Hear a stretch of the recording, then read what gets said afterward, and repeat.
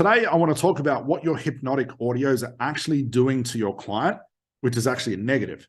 There's something that happens after the therapy. Let's use a therapy session. So we've got a frame here. After the therapy session, which is called processing. You imagine like you've opened up the door for this client, this whole new world with so many different things in it they haven't experienced, all different types of ideas and conclusions, and the unconscious mind going crazy, trying to formulate the right solution for the client. And it's opened the door to this trance of, just unlimited possibilities. You've, for lack of better words, pushed your client in, which is the therapy. And now you need to let them process. Processing by far is the most important part of any therapy. And it doesn't require you as the therapist to do one single thing. Now, back to the topic at hand, which is, what are your audios actually doing? Your hypnotic audios that you've been told you have to let your client listen to 30, 60, 90 days, whatever. They're going to write the journals and do all that. What's that really doing? It's interrupting the most important part of your therapy, the most powerful part, which is you've pushed your client into the room where it's unlimited possibilities for them to choose from, which is which solution do you want? You can go pick whatever you want. But by giving them an audio, I'm basically saying, go choose what you want. However, I want you to use this part only, or keep listening to this and let me interrupt your own thoughts while you should be out there trying all different things. Hopefully you get my point. Audios, journals, homework, interrupt processing.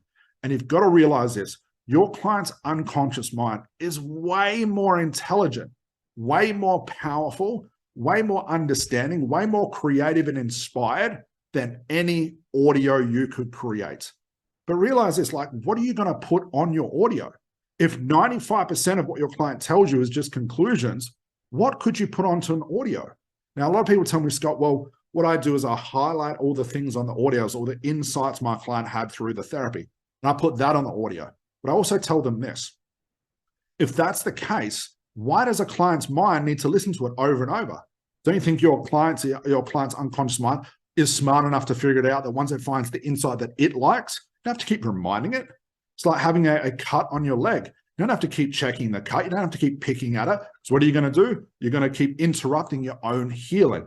And this is what processing does. So I tell all my students, forget about the audios. If you solve the problem in the session, you push them into this processing room, that's you done. The therapy actually starts during the processing.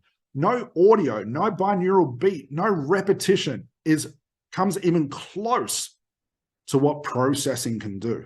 Think about this for yourself. You've solved problems before in your life without even having therapy, without listening to an audio, but you've allowed your mind to process when it's found you in a place that it's uncomfortable, it's unhealthy, and all the things the unconscious mind does to keep us safe, and you naturally healed yourself.